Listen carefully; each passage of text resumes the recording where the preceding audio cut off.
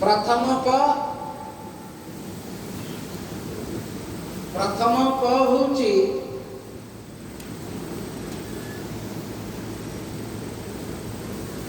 पुष्टि पुष्टि बा खाद्य। एक नंबर होची खाद्य। द्वितीयटी होची परु प्रतिषेधक व्यवस्था, रोग हबनी। द्वितीय प।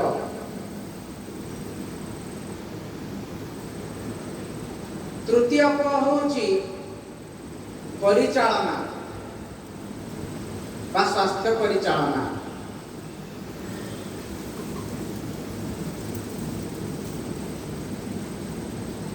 चतुर्थ प होची परजीवी नाशन बा कृमि नाशन।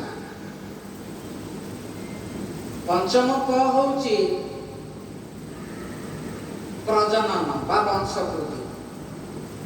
एई पांचटी प ऊपर जदि आमे गुरुत्व दबा जानिबा, छोट छोट कथा जानिबा, कामरे लगेइबा, ये गोपालन आहुरी आगे। गोटे हिंदी रे कथा अच्छी, छोटे छोटे नाम बड़े बड़े काम। यही भली छोटे छोटे नाम सब रही, जेमिति की कहली दही कथा, हरिडा गुंड आउ दही। वंडरफुल, अद्भुत धरणर काम करे। को एंटीबायोटिक, जेंटामाइसिन, टेट्रासाइक्लिन, सल्फाडिमिडिन काम करिवनी, किंतु आमर हरिडा गुंड दही काम करे। हरिडा गुंड अवैज्ञानिक नुह। हरिडा गुंड टर्मिनालिया चेबुला, सेथिरे चेबुलिक एसिड अछि, सेइति पाई जीवाणु मानकु मारुची, झाड़ा बंद कर दउची। दही रे लैक्टोफेरिन अछि, झाड़ा बंद कर दउची। तेणु एई भली छोट छोट कथा रे आम करि परिबा। प्रथम प परिचालना, स्वास्थ्य परिचालना कथा आज आम शिक्षा लाभ करिबा। स्वास्थ्य परिचालना एक रे पारंपरिक भावे स्वास्थ्य परिचालना। गोटे रोग होची पेट फंपा रोग। लेखन पेट फंपा रोग।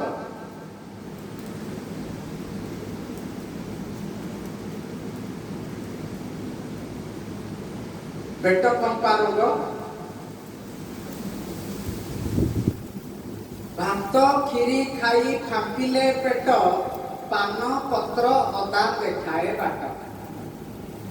जदि बाहागर बड़ी भात डाली तरकारी सबू देदबा गाई को, जहाँ बड़ा गाई खाईदेला पेट फुलीज, 2 घंटा भितर मरीज। तार चिकित्सा कौन करवा? डाक्तर तो भुवनेश्वर थे, गाँ पाखे नथिबे, 20 किलोमीटर दूर रे थिबे। आसु आसु गाई मरी कौन व्यवस्था करवा? भात खीरी खाई फांपिले पेट, पान पत्र अदा देखाए बाट। 5टी पान पत्र बाटी देबे, 20 ग्राम अदा बाटिबे। 20 रु 50 ग्राम, बड़ होइतिले 50 ग्राम, बाछुरी होइतिले 20 ग्राम। 5टी पान पत्र, 50 ग्राम अदा अलग अलग छेची बाटी एकाठी मिसई चटेइबे। 2 घंटा रे थरे चटेइबे।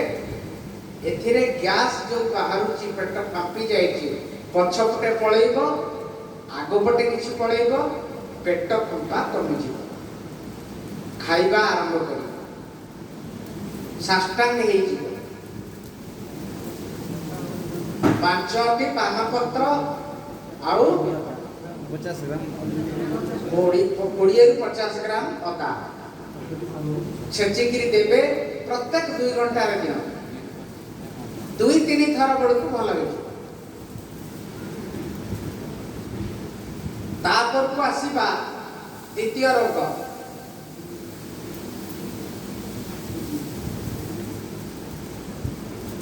तरल झाड़ा बद हजमी होकर झाड़ा होता पारू इन्फेक्शन जो होता पारू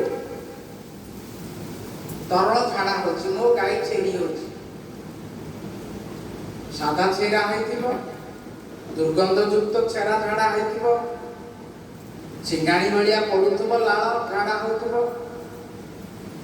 खरा दिने रक्त पड़ुथबो से भलिया को कोन करिबा बद हजमी को पतला झाड़ा हरिडा ओ दही हेउची लोड़ा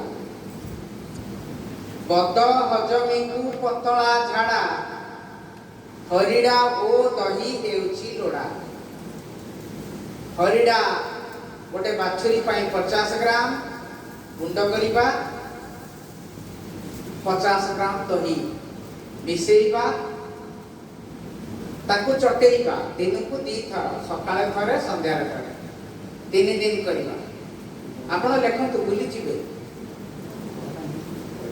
बड़ गाई पाई ताकू 2 गुण 100 ग्राम हरिडा गुंड 100 ग्राम दही